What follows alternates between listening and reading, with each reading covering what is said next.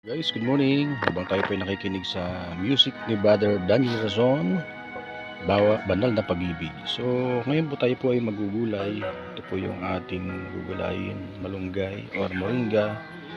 Ang moringa po ay kilala ng mga dalubhasa na ito po ay napakasustansyang pagkain at mataas po ang sustansyang taglay po nito na nakakagamot sa mga samot-saring karamdaman sa ating katawan. Ito po ay libre bigay ng Diyos. Ayan. So yan po ang aming pagkain dito sa Urbisa na mga sariwang gulay na libre. Basta mahilig ka lang magtanim-tanim sa iyong mga likod bahay, paligid ay makakalibre ka ng pag-ulam. Hindi ka na bibili. Sa Maynila po ito guys, mahal ito. Ngayong ganitong klaseng kadami, mga 20 na po yan. Samantala ito libre. At of course, ito po naman ang ating ibang klaseng gugulayin. Yung ito po, talbos ng alokbati. Yan, talbos ng alokbati. Tapos, meron po tayong nakuha na mga dahon ng talbos ng saluyot. Yan, ito, saluyot po ito. Halo-halo po ito guys, rambol. Tapos, meron po tayong mga kamuti tops o talbos ng kamuti na sariwa. Ayan, no? So yan po guys ang aming pagkain dito sa probinsya na talagang sabi natin sariwa, libre, yan, walang bayad.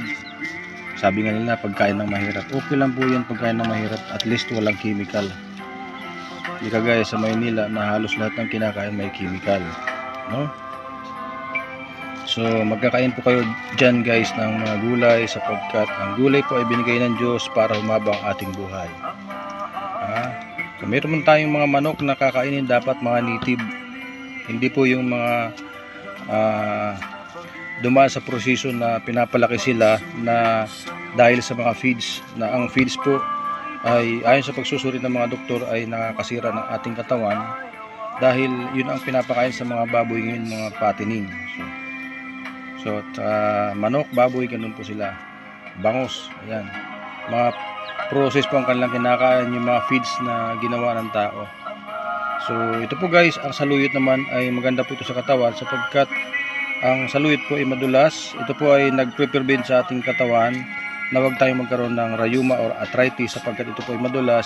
Nagbibigay ito ng nutrients sa ating mga buto-buto, lalo sa ating tuhod, para huwag pong magkaroon ng arthritis tayo. Kaya kumain kayo ng mga gulay na mga madudulas kagaya ng okra, saluyot, alokbati para maiwasan po natin na magkaroon ng arthritis. Yung bang sasakit ang mga buto mo dahil nagkikiskisan, dahil wala na ng proteksyon, wala ng balot na laman sa kanyang buto, kaya napakasakit po pag nagkiskisan. So ito po yung gamot, solusyon para wag kayong magkaroon ng arthritis.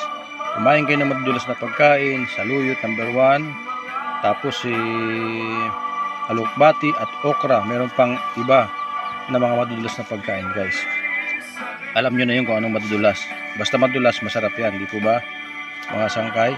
So of course, ito naman po yung ating gagamitin dyan. Ayan, meron pa tayong sili. Wala kasing hinog, kaya ito lang pampanghang. Tapos lalagyan po natin ito ng luyang dilaw dahon para po maging mabango ang ating gulay. At of course, ito po yung ating gata. Ayan, gagatain po natin yan, kukudkurin para maging gata. Kasi yan ang ating pangluto ay yung gata. At of course, yung ating mga simpleng ingredients na ginagamit pa ng araw, dekadang na nakakalipas. Asin, ajinomoto, konting ajinomoto, at saka bawang. So yun lang guys ang ating luto ngayong umaga. Sana meron kayo natutunan na pagka dito sa probinsya, libre po halos lahat ang mga kakainin dito. Ang hindi lang libre dito guys yung bigas. Ayan. Pero ulam, mga ibang klaseng pagkain, saging, kamuti, mga root crops ay maaari kayong makalibre kung magtatanim kayo. Mga gulay kagaya po nito. Sa isda naman, gayon din po, kapag marunong ka manghuli ng isda, makakakain ka ng libreng isda galing sa iyong sariling pagsisikap. So ayan guys ang ating luto ngayong umaga.